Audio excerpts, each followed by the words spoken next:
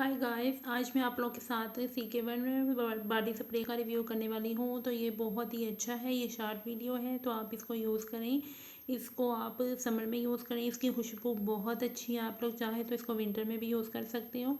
तो यहाँ से ये सेम वही इसका प्रोसेस है जो आप लोगों के साथ मैंने पीछे बॉडी स्प्रे शेयर किया था, वो भी सेम इसी तरह का है।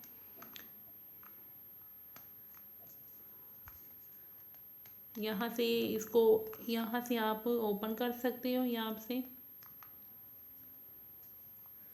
मैंने आप लोगों को करके दिखा दी, मेरे हाथ में टैबलेट है। यहाँ पे यहाँ से देखें, यहाँ से ये देखें तो यहाँ से ऐसे बंद होगा। तो आप इसको यूज़ करें, ये बहुत अच्छा है। आप इसको विंटर और समर में भी यूज़ कर सकते हैं। इसकी खुशबू बहुत अच्छी है। एक दफ़ा आप इसको ला के यूज़ करें तो आप लोग मुझे कमेंट सेक्शन में बताएं आपको ये कैसा लगे। तो आप मेरे चैनल पे न्यू है तो वीडियो को लाइक शेयर और सब्सक्राइब कर दें। अल्लाह हाफिज़, बाय बाय।